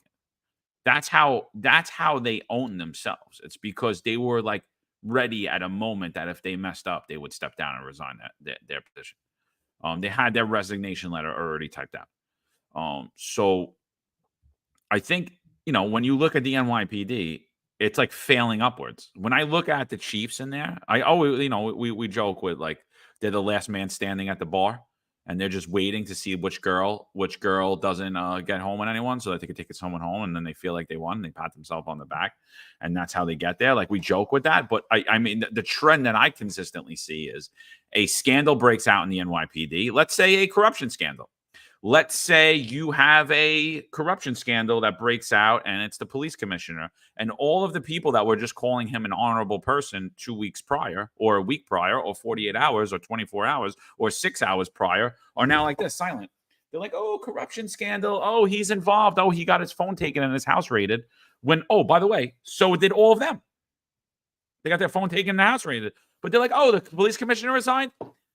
Oh, let's see how this plays out. And maybe I could be the police commissioner next. Let's see how this plays out. And I'm not going to resign. And I'm just going to stay silent. And the famous phrase is, let's see how this plays out. And everyone's hanging around. Everyone's hanging around. People are hanging around when they have no business hanging around. When you're like, wait, why is that guy hanging around? This dude just became the police commissioner and you sent him somewhere when he was a lieutenant. And now you're hanging out to see how this plays out. Let me tell you how it's going to play out. He's going to tell you to retire and put your papers in, right? And people don't see that in this job. They just, I don't know if it's fear of retirement. I don't know if it's fear of being separated from the job. I don't know what it is. I don't know what the reasoning behind it is. I don't know if it's self-serving because you're looking to jump up the ranks. But it's like, why did Ed Caban step down again? His home was raided. His phone was taken. He's part of a federal corruption probe. He's been uncharged. Okay. So are the rest of them. Why are they still working? Maybe they didn't get the house raided, but they got their phone taken and they're part of a federal corruption probe. Why are they still working? We spoke about this. We pretty much identified, right? I mean, there's a difference between identifying actual corruption and then actual seeing things that just don't look right. We've all been there in our careers, like, I don't know. That doesn't look right. It turns out to be okay, but you keep your eye on it, right? You make mental note of it. That's what we all should do. You make your observations, and not necessarily are you going to speak on every little thing you see, because you could be wrong, right? You should be right about before you say something. But at the same time, you have to look at it and make mental note. And that's been my point to this, that there's definitely chiefs that saw things that didn't look right and said, I don't know. That doesn't look right. Okay, fine. Put that in your back pocket. You see something else that doesn't look right. Put it in your back pocket. And then once this federal corruption probe has come out and you start to see it starts to come together, at that point, that's when you really have a duty to speak and say, you know what? I saw some things that just didn't look right. I couldn't put my finger on it. It wasn't time for me to speak out, but it looks like it's all coming together. And I just want to let you know, like that's what at least you say, Chief, I'm Chief so-and-so. I am not part of this corruption. If anything, come speak out. If there's any potential corruption, you will see I'm not part of this. I believe in integrity. this is what I'm going to do to move forward to make sure we maintain integrity. But I haven't heard that either. All we hear is silence. We either hear silence from this police department when it comes to the leadership, or we see members of the upper echelon act completely unprofessional, unhinged, out there having pissing matches with people. It's embarrassing. It's embarrassing because once you do that, I mean, it's really hard to come back from that unprofessional image that you've now created for the police department, especially right now in the age of social media. That's the impression that people get of the police department. And for some people, the impressions that they get is what they see on social media. And what we see on social media is just a complete embarrassment. And who pays for it? It's the cops on the street, the boots on the ground. They're the ones that pay for every decision that the leadership makes. So, the leadership has to take responsibility. And yeah, listen, I mean, at the same token, I have to be honest, John, if you're a chief and you know absolutely nothing, and you say you never saw a thing, well, I kind of question your observations, your ability to make observations, and I really question your ability to lead. Like, how could you see nothing? How could you be in such a position, such of high esteem in your organization? How could you see nothing? What are you really doing? What are you really doing that you saw nothing? I find that hard to believe. I know some people don't. If you were a lieutenant and your guys were there and you worked in a totally different facility than them, or that you worked for a citywide unit and they were in a different borough and they were doing things and you didn't know about it, you'd still getting failure to supervise. You're still getting it. If you're a sergeant, you're still getting failure to supervise. Absolutely. Right? Isn't the ideology pretty much by that is that you're supposed to set the tone for your personnel so that even if you're not there, they maintain discipline. Because what's discipline? Discipline is doing the right thing when no one's looking, right? So that is exactly what discipline is. So if I'm a sergeant, I'm in charge of a squad, and I maintain a certain tone and certain and I set the stage and I set the example, and everyone knows, hey, listen, that I hold you accountable, and if you're act out of line, you're going to be held liable for it. Well, then we set the stage for that, so that if you're not there, they're supposed to do the right thing when no one's listening, when no one's looking. Discipline is not just doing the right thing when someone's actually watching you. That's true discipline. Is that's what you pretty much learn as a cop, right? Doing the right thing when no one's looking. If we go into an apartment and we do a warrant and no one's there, it's just me and John, and we find millions of dollars, we're supposed to have the integrity to make sure that we bring all that money back and we don't take any money for ourselves. And clearly, if no one's looking, we could take that money. But you know what? I never took a dime. John never took a dime because we had a conscience. It wasn't worth it. And we weren't in this job for the money. If we were in this job for the money, we wouldn't be there. Absolutely. My visual zone says, let's get back to this article in a minute, but I think this is a good comment, my visual zone. The problem is that people today simply give a crap about themselves. No integrity, no balls, play along to get along, nothing to see. That's the problem. Put your neck out and do the right thing, people. Yeah, I mean, that's the whole thing we hear, right? Oh, I can't do nothing because I'll be sued. Oh, I can't do nothing because I'm going to get in trouble. Oh, I can't do my job because I'm going to get in trouble. Oh, if I say anything, I'm going to be blackballed. Oh, if I do that. And then what do we have? We have zero community. We don't know our neighbors.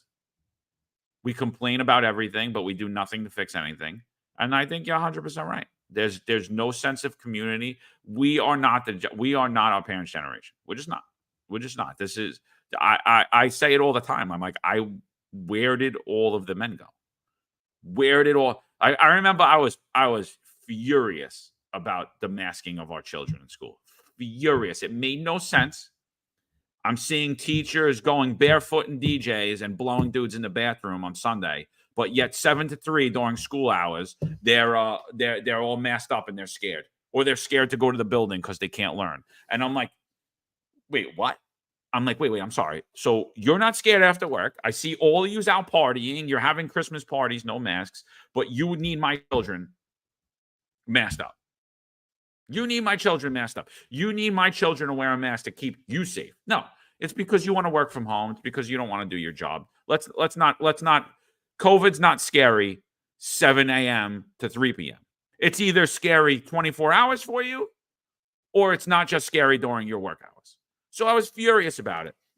And I started going out online about it. And all of these fathers were reaching out to me. John, what do you want me to do? I'm like, I want you to be a father. I want you to be a father. I want you to pull your kids out of school. I want you to pull your kids out of school. This is ridiculous. This is going on 2 years past this.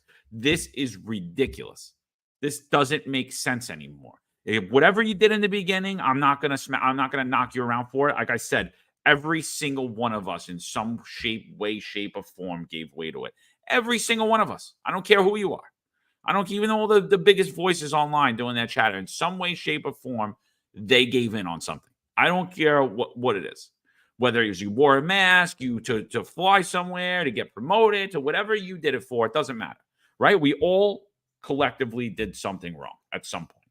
But now here we are. It's 2 years later. Eric Adams still has your children masked, only from 7 to 3. When he and it was funny, like during that whole time, Eric Adams would, when he held a press conference about COVID, he wore a mask. He would come up to the podium with a mask on, and everyone around him would have masks, and then he would take the mask down and speak. But when the same day, when it wasn't about COVID or it was a party, nobody had masks on. So it was like COVID theater. And so parents were like, what do you want me to do, John? I was like, I'd be a father. Pull your kid out of school. That's what my parents would do. That's what my entire neighborhood would do. That's what my friend's father would do. That's what his friend's father would do. Like, they were tougher people. I'm sorry. They were a tough. The generation before us was a tougher breed of people. They did not bend the way we do. And you're 100% right, my visual zone. That's the problem. And it goes all the way up and down. All the way up and down the chain. Whether you're a chief or you're a cop, it goes all the way up and down the chain. Go along to get along. Hear nothing, see nothing, say nothing. That's the problem. That's the problem in society. That's basically a problem in every institution, not just in policing, not just in the NYPD. Ron Laser says, anyone involved must go. If it happened in your bureau, in your command, you must go. I don't disagree. I mean, at least we agree on that part. You know, I agree. They have an intimate relationship. They may have seen something. They have to go. Or if not, but still, they're part of that unit. But I agree the same thing on the Chiefs. I know you don't agree on that, and that's okay. We could all agree to disagree. But I see it from a different lens. I really do. You know, just based on my own experience and based on at least what I expect to happen at the upper echelon. I expect them to be sharp and have observational skills. But John, you're right. And just reflecting on what you're saying here, you know, I think we all concede. We all concede to things that we don't agree with. I mean, that's part of growing up, right? Most of us were not homeschooled. Most of us went to public school. Some went to private school. And we're part of an environment where you pretty much learn to be a slave to an organization. And we concede to a lot of stuff. But at some point, we have to be willing to say, hey, what's the line? We all have to have a boundary and say, okay, at what point do we stand up and say, okay, we crossed the line and that we no longer, we're not being treated fairly. I think that's, we all have to have a boundary and say, how far are we willing to go? I would say at some point we've all bent and have been flexible. Sometimes, right? I always say pick and choose your battles, right? We can't fight every little thing. That's not realistic. It would be exhausting to fight every little thing. Some things that we kind of bend, I mean, we've had in life, right? Sometimes people say things to you and you might not like it. Are you going to fight with every single person? No, sometimes you let it hit you and run off your shoulders and you decide which stuff that you're going to tolerate. And sometimes you have to put your foot down and address it, just like we have trolls here with comments, some comments we have are pretty favorable. Some are they going to be trolling us and we don't pay attention to. It's not worth to argue everyone. And sometimes, just like we've had here, when it gets out of control and it starts getting insulting and crosses a line, we have to address that. So I think it's the same thing.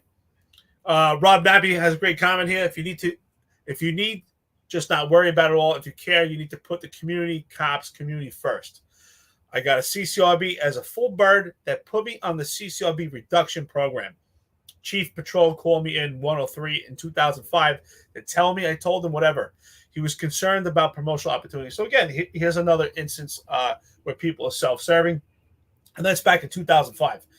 From my experience, my attack from the CCRB was 2018, which got far worse. I mean, you can see in my career up to 2018, I had very few complaints. It was kind of sporadic. I did have some who was a byproduct of doing police work. But from 2018 to 2020, I received pretty much 75 to 80% of my complaints. It was just a complete all assault from the CCRB. And no one stood up and said, hey, let's step in. Let's speak to CCRB. Let's find out what's going on. It's a huge red flags. They waited till I had 8 administrative charges. It was too late. So Someone has to stand up and do the right thing. We have to have boundaries. We have to have limitations. And we need people that are going to stand up. That's who should be in leadership. We need strong people. Unfortunately, we see that people are more concerned with having people that are nice because they're afraid that someone's going to be a little rude to them or just they're not going to like their bedside manner. But we need people that are good. We need a balance. We need people that are good and also can be congenial at the same time. Yeah, absolutely. All right, we went completely off track. So let's get back to this article, and then we have two other things to get through, and then we'll close out for today. So recruiters also pick youngsters who are likely to be charged as adults to join their ranks. In August, police suspected that 11-year-old accused subway mugger from Venezuela who was living at the Roosevelt Hotel was tied to Tren de Aragua. Once in custody, the boy was given a juvenile card and released. So no complaint report, not documented. In addition to the young age of the gang members, the state's criminal justice reforms prohibited bail for misdemeanors and most felonies, which means Tren de Aragua suspects are often released, according to some in law enforcement. It's a product of bail reform. I'm so sick of hearing the bail. It's not. It's a product of that you gave the dude a juvenile card instead of filed the 61 and moved it as a juvenile arrest. That's what it is. It's not a juvenile arrest. You gave him a juvenile card, so there was no complaint report for robbery taken. We tried to try some in criminal court, somewhat unsuccessfully. So because we did some, we're not doing any further. So again, this highlights the failure. So what's the answer? Nothing. What's the solution? Nothing. What's the crime control strategy here? Nothing. Blame bail reform. That's what it is. Yeah, this goes back to what I was saying earlier. It's more deflection. It's the police department deflecting their responsibility to address this by deflecting to what's going on in the justice system. If the police department deflects it to the justice system deflects it to the police department. The legislators deflect it to the police department. The police department deflects it back to the legislation. This is where we have a huge problem. The police department has to operate as a sole entity right now. Do we need all stakeholders, as they use that term, stakeholders, involved to actually get to the point to actually completely curb crime where they're actually working together? Of course, it would make sense. We make the arrests and then the justice system actually prosecutes, of course. But in the meantime, we're not in that position. The police department has to make constant arrests. They have to have their informants find out who these other gang members are, all the gang members are, and hold them responsible, and possibly, get the feds involved to do a RICO case. But they don't want to get the feds involved because of the sanctuary city. So it's a huge problem. On a side note, please check us out tomorrow. This is going to be an outstanding episode. We're going to be live tomorrow. Interview with Shamel Kelly, NYPD corruption whistleblower. And I'll let John introduce who Shamel Kelly is. Go ahead, John. Yeah, so tomorrow, 9 a.m., we'll be on 805 Live. We'll open up with, and we'll probably do a backstory on who Shamel Kelly is before he comes on. But at 9 a.m., he's going to join us. Shamel Kelly is a former Brooklyn bar owner out of Coney Island who's alleging that he was shaken down by the former police commissioner, Ed Caban's brother, James, in conjunction with New York City Mayor's Office of the Nightlife. So, and a man named Ray Martin. He reached out to the Office of the Nightlife, which was put in place by New York City Mayor Eric Adams in December of 23 when he pulled down the March program, which was the traditional enforcement for bars and clubs and restaurants in New York City. He did this. He created a program called Cure. Cure was to help bar owners, restaurant owners, nightlife places to stay in business. If they were having issues with the NYPD, they would help them to cure those problems that they were having. So when Shamel Kelly reached out to the Office of the Nightlife, he was in contact with a man named Ray Martin, and Ray Martin put Shamel Kelly in contact with James Caban. Ray Martin stated to him in an official capacity while working for the Office of the Nightlife for the mayor, said that he couldn't help him, couldn't do anything for him. But he said, bring give this guy James a call. James could help you. And when he called James told him, pay me $2,500 and I could help you. Shamel Kelly felt like he was being extorted, as he should, because clear as day, that looks like a complete extortion racket to me. That looks like, hey, you got nice windows here, buddy. You wouldn't want to see those get broken. You wouldn't want to see those go. But guess what? If you pay me, I got a glass business. I got glass protection. Those windows are never going to break. And if they do, if those windows break, don't worry about it. I'm a glass guy. I'll put those windows right back in place. So tomorrow, Wednesday, October 16th at 9 a.m., Shamel Kelly's going to join us, and he's going to give us his perspective. He's going to come on the live chat. He's agreed to come on to the live chat, and we will field some questions. We will not bring up trolls like Juju or anyone unless there is a valid question, and so we're looking forward to that tomorrow. So stay tuned tomorrow. But no, we will be on 805 Live at 9 a.m. Shamel Kelly will join us. For those of you asking for, are we doing an adjusted tour? No. I think it'll be an interesting conversation so that you guys can interact. And we could hear exactly go into further. I know he was on NBC, did an NBC interview. We brought that NBC interview to you guys here. We'll do a little backstory on all that tomorrow as well and replay that. So I think, it's going to be an interesting thing to hear.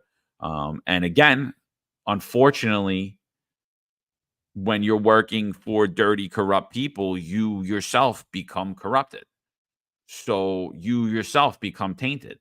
So when I'm talking about chiefs, I'm not just talking about chiefs. I mean, it goes up and down the rank. Goes up and down the rank. Here you are. You're a cop. You get told to go to either take enforcement at a location or you get told to not take enforcement at a certain location.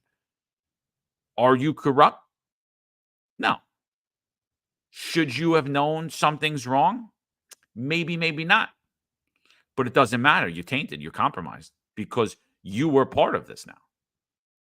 You were part of it, whether you knew it or not, whether you knew what happened or not, whether you were aware of it, you thought something looked weird, you didn't think something looked weird, you saw corruption, you didn't see corruption, whatever that looks like, doesn't matter.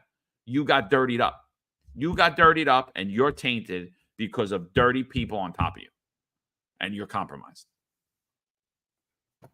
Well, that's the other problem, right? We always talk about for years, right? We always tell other sergeants, don't be afraid to evaluate people properly. You're not doing them any favor or any justice by giving everyone the same evaluation. It's just not fair. Sometimes you see cops that are just outstanding. They deserve a higher evaluation. Then you see other cops that are just not as good. And the sergeants were afraid of not being a nice guy. Everybody wants to be a nice guy, and they would give them the same evaluations. And this is how we allow these type of people to see through the cracks. Because we're not being honest, because we're too afraid to actually be honest. We don't want to be truthful. We want to be nice. But is being nice actually being nice? In the end, are you being good to the police department? No. It's the same thing. If you're a police officer and you were out addressing these 311 calls, going to a bar, and if potentially if there's actual teeth, right? Because we're not putting the job on trial here tomorrow with this interview. We're getting his story. We're going to get the story of the police department. They're innocent until proven guilty. But he is a complainant.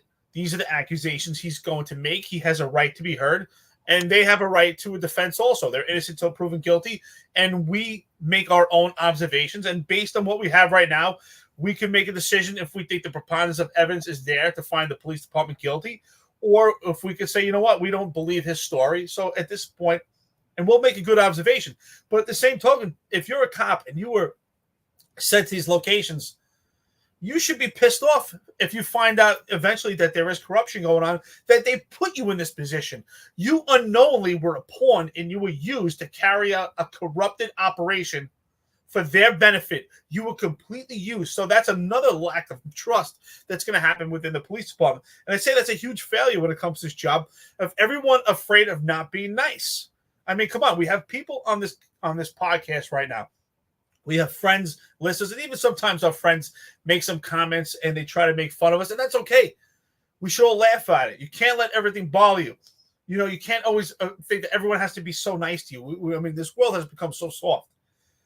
You want people to respect you. Believe me, they'll know the difference. Let people respect you. They get out of line, take care of it. But for the most part, we have to stop worrying about everyone being nice. How about being good? And this whole nice guy syndrome, I really think affects the police department, and we see it on every level. And this potentially could be part of the nice guy syndrome, because everyone's afraid of actually asking questions, saying, hey, this doesn't look right. We have to be nice. And if you're so nice, nice guys finish last. Yeah. So, I mean, the evidence that Shamel has presented already is completely damning.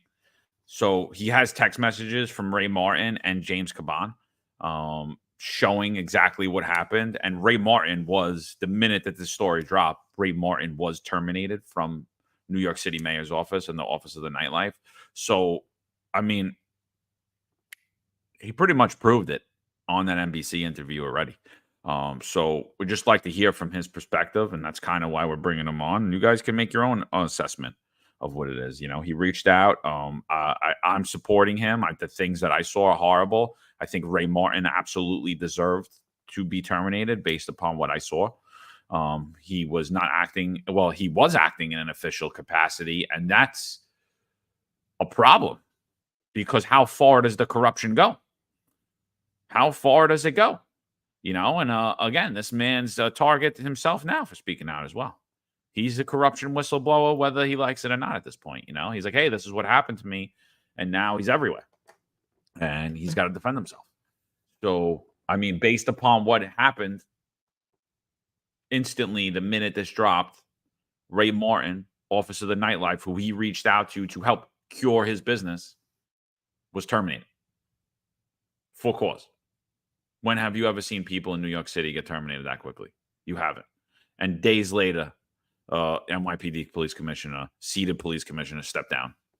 So, I mean, it's a crazy story. I think what New York City, I think New York City was disgusted by it, but I don't think New York City was as disgusted as New York City police officers are to hear this. And that, the overwhelming majority of people, even the people we're saying need to be removed, the overwhelming majority of them are upstanding citizens, took an oath. They're not out to harm the public. They're not there to do harm to anybody. They're there to serve, protect. They do their jobs. They do what they're supposed to do. They're not there to harm anyone. So I think everybody was disgusted when we heard this man's story, but I don't think anyone more than people who wear the badge and people who wore the badge. Absolutely. I mean, if you wear the badge, you should be the most assaulted by this story. And I mean, because it's a plight on us. It's right. We're always taught that you represent something that's bigger than you. You represent the patch, right? Anytime you embarrass the patch, that the arm of the job is going to come after you, and rightfully so, right? Because you're embarrassing the job, and it's supposed to be iconic.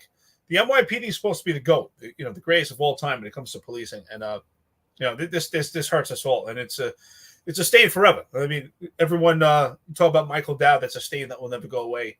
Does he deserve a second chance in life? Of course he does, but it's a stain left on the police department forever. However, there is a lot of good that comes out of bad, right? There's a lot that was learned from Michael Dowd and the corruption scandal there and other corruption scandals that learned to make the police department better.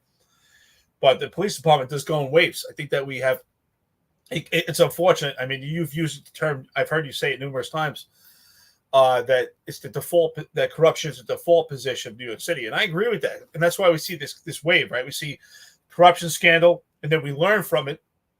And then we have a period of the job is doing really well, and there's a low level of corruption. It's time to be proud. And then another corruption scandal comes out, and we learn from it. So once this eventually all breaks out, eventually it will, right? All things come to an end. This too shall pass. So hopefully once this is all done, we've all learned from it. I mean, one thing we could all learn from this is that we can no longer have a threshold and acceptance for nepotism. And I think the biggest fault to this administration, which has led to corruption, is the nepotism. And that's how they were able to carry out a corrupted administration, is because they all know each other from when they grew up. So I think that's a huge problem. I think that we really have to cut out nepotism. I know there's a lot of people that say sometimes, our friends that listen to the podcast, well, there was always nepotism. Maybe you're right. Maybe, but does that mean that we should still carry it out? If we see that it's wrong and see that it leads to corruption, let's put a stop to it. At some point, we have to put a stop. We can't just carry on doing the same thing over and over and getting the same results as the definition of insanity. So, Jay Ritchie, thank you so much for donating to the podcast. $19.99. Good morning. I agree there needs to be an overhaul of the upper management of the NYPD. They are all infected with self-serving and low integrity. Absolutely, I agree with you. It's unfortunate. I would say the majority of them are self-serving, but absolutely they all have low integrity because they're not saying anything. Even the ones that had saw something wrong, and now with the information coming out, this is an opportunity for them to come out and at least say, hey, I myself am free from any corruption, and if there is corruption, I will not stand with them. At least something like that. So, John, what are your thoughts? Yeah, I mean, listen, you're never going to root out nepotism totally. I just think this administration, what you saw here is the pathway to anything, transfer, promotion, everything is through nepotism. It's insane. So I don't think you're ever going to totally root it out. Are there ways that you could alleviate it? Yeah, 100%. You could have people where they're consistently transferred. You can't stay in command for longer. These are the pathways to promotion, and they can't be flouted, which they flouted the promotional processes, this administration. So I think that's why we're seeing it in such egregious way. I think there will always be some form of nepotism in every organization. It is the way of the world. And I said it myself, if I was the mayor, I would appoint people who I trust and who I believe are competent. I would put them in the places that I believe they deserve to be. I think the problem with when you look at the Adams administration is he literally picked the worst people in every position. So, he's just a terrible manager. That's it. Like, in my opinion, he's absolutely awful. And again, everything stems back to him. This office of the nightlife that this man reached out to was his idea. It was created by him. All right. So yeah, we're looking forward to tomorrow. That'll be tomorrow. We're almost at 2 hours. Another thing I got asked to bring up numerous times, and let me get that up on the stage real quick, is apparently there's a media blackout from the suicide that occurred on Sunday, young officer. So I'm just going to read you what I wrote this morning. So on Sunday, 10/13/2024, Borough Park 24 News reported off-duty NYPD officer takes his own life at a local body shop. According to the sources, the off-duty police officer is Anton Miliano from Transit District 34 that tragically took his own life. According to one source who wishes to remain anonymous, recently 4 cops in Transit District 34 have suffered a stroke, with one of them experiencing temporary blindness. The 12-hour tours and excessive overtime have taken a toll. This officer, Miliano, was experiencing marital problems, which I'm sure was exacerbated by these insane work hours. On August 30th, 2024, police officer Gregory J. Purvis from the 30th Precinct also tragically took his own life. Concerned family members of active and past officers are reaching out to me to post this information because they feel there has been a media blackout on this tragedy. They are concerned that the public will not understand the challenges NYPD officers are experiencing from all the forced overtime. Then I gave the hotline, the suicide prevention lifeline.org, if you're struggling with suicidal thoughts. And again, the guys, you could always reach out to us as well if you just want to bullshit. We're always around for that as well. So, I just thought, everyone is very upset about it. I got a lot of DMs and on my X and on my Instagram asking us to share the name of the officer, what happened, and what's going on in Transit District 34. I'm aware a lot of my followers, a lot of the people that I interact with are going to go back to the mandate when it relates to the strokes. I understand that, and I will not try to prove or debunk that statement. I think that is something that really needs to be looked into, because when we look at sanitation, when we look at police, when we look at the fire, when we look at nurses, when we look at all of the people that were mandated, you will see a rise in heart issues, strokes, and things of that nature immediately after the mandate. And I believe studies do need to be done on that.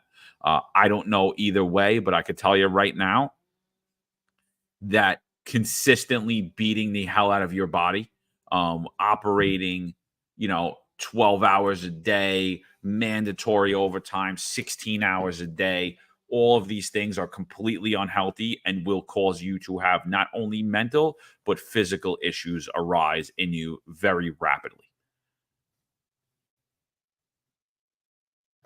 Absolutely. There's definitely a correlation between your emotional stress and how your body physically responds. I mean, we see it all the time. We see people with depression, people with PTSD, especially, I've seen veterans with PTSD suffer emotionally, and I've seen their body deteriorate because of it. 22 veterans commit suicide a day. And we're seeing an epidemic of suicide with policing. So we have to take care of our service members. And when I say service members, I'm not just talking about military. I'm talking about police. It's funny. The other day, I was actually in a store, and I was in a store in California, and I don't know how it came. I was paying for something, and I saw that they had a military discount. I said, "Oh, you got a military discount? Oh, thank you." And so, and then I saw there was also a sign for first responders. So I said, "Oh, I actually fit both." I said, "But obviously you only get one discount, but whatever." I said, "Oh, thank you." And she says, "What do you say to someone as a first responder?" She's like, "Do you say thank you for your service?" And I said, "That's interesting. I think you should. I think that cops and veterans are providing a service. I think that we have Veterans Day for veterans, but we should also honor cops, even if they never had any time in the military, as service members. They're serving their cities, they're serving their communities. Anyone who has a life of service. If you're a nurse, if you're a doctor, you're serving others. If you're fire EMS, you're putting others before your own. So that is a life of service, and that's what we should have expected from politicians. Politicians should be considered as a life of service. They should be serving the community, serving people before they serve themselves. But unfortunately, that's not what we see. So, Tom NB2A, thank you so much for the donation to the podcast. Gave $10. I think we definitely need a better approach to mental health. It has to be taken serious. I mean, like I said, 22 veterans commit suicide a day. Could we get an epidemic like that of policing? Absolutely, that could happen. Hopefully not. So we have to do something now. We need some real solutions. So, Mark Wachter, if you're watching this, if you're starting to implement anything when it comes to mental health, please contact John and myself. If you need help with it, we'd love to take part and help. Absolutely. Yeah. No, crazy. What did I want to bring up? Last thing before we go, we've been talking a lot. We were talking about the migrant gang, the little devils on 42nd Street who were committing robberies. Sam Antal put out a great post yesterday, and so we're talking about politics, and we understand how much money that is being spent. I think it's just a great thing to hone in on. So Sam had posted, Housing Works, a not-for-profit organization, was awarded a 38-month contract. He gives the contract number in his tweet, starting on May 1st, 2023, amounting to $26,161,276. $161,276. This contract was awarded by the New York City Department of Homeland Service, pertaining to a 121-unit facility located at 39-34 21st Street in Long Island City, Queens. That comes out to $5,689 per unit each month. Can Charles King please describe exactly what services are provided in this facility? So, absolute insane. So, for 121 unit, we're paying almost $5,700 a month for. So, I was just curious, so I broke it down. So, average U.S. home price per year, across the nation, obviously in New York City, house prices are a lot more. Where I live, housing prices are a lot more. But I mean, average throughout the country is, for 2023 for Zillow, is $340,243. So a monthly payment of $5,689 for 60 months only for 5 years is actually more. It's $341,340. So instead of renting these people, forever renters, we could actually be buying people homes for 5 years for the same amount of money that we're spending to give to these not-for-profits or this homeless industrial complex, which has done nothing to alleviate homelessness other than make a lot of people rich, a lot of developers, a lot of people around there,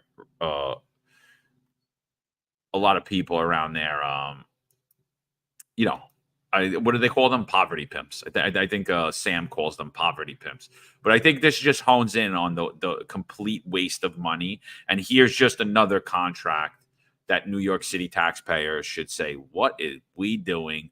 Who are making these decisions? Who's leading this city? Who's deciding where our taxpayer funds go?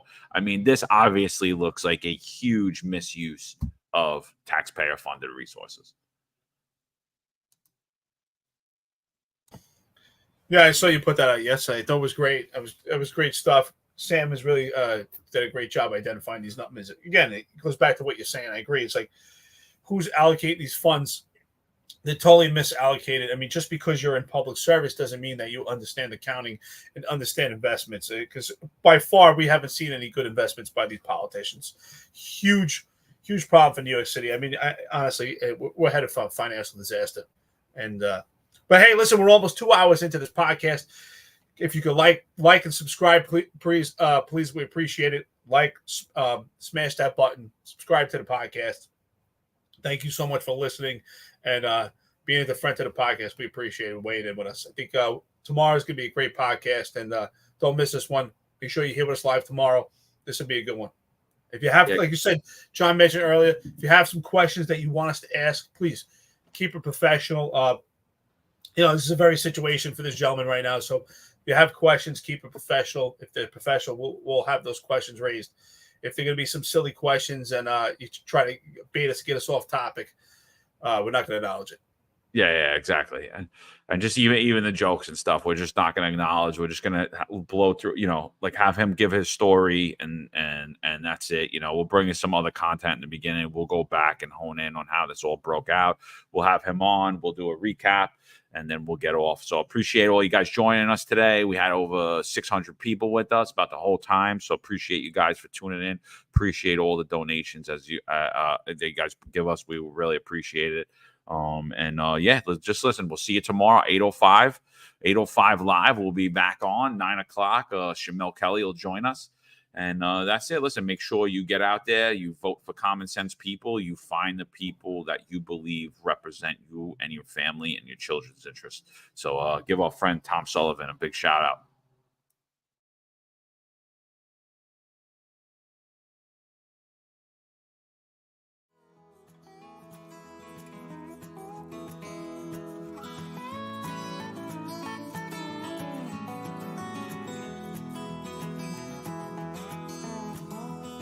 Tom Sullivan is the Republican, Conservative, and Common Sense Party candidate for New York State Assembly District 23.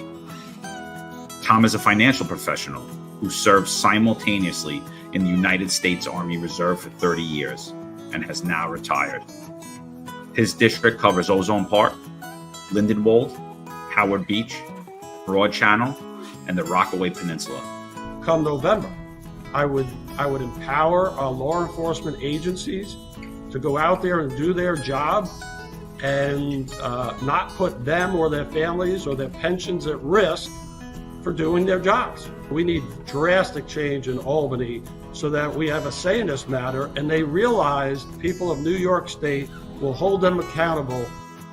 The Sullivan family has a legacy of service. Tom served for 30 years protecting and defending the rights of others. Come this November, he has earned your support. This advertisement's paid for by the Friends of Tom Sullivan. There's a handful of retired officers that don't live in the state that have a lot to say about the dream team, as I like to call it. All of a sudden, they retire and have a master plan on how to fight crime. but nothing to contribute when they were here. They want to come back and be part of the dream team. What can I say? Law enforcement professionals dedicate their lives to serving and protecting our community. But who's protecting their financial futures? That's where Laidlaw Blue comes in. Our wealth management platform is specifically designed for the law enforcement community. Laidlaw Blue is a division within Laidlaw Wealth Management, run by retired New York City detective John McDermott. His status as a retired detective uniquely positions him to establish a deep connection between Laidlaw Blue and the law enforcement community. Our platform is easy to use and provides a range of financial services, including investment management, retirement planning, and insurance solutions. With Laidlaw Blue, you can secure your financial future and provide for your loved ones. Our team of experienced financial advisors understands the unique challenges and opportunities that law enforcement professionals face. We're here to help you navigate the complexities of financial planning and achieve your goals.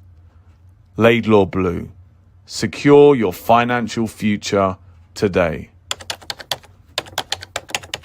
Book a meeting using the QR code displayed or call us directly on 888 901 Blue. That's 888 901 Blue.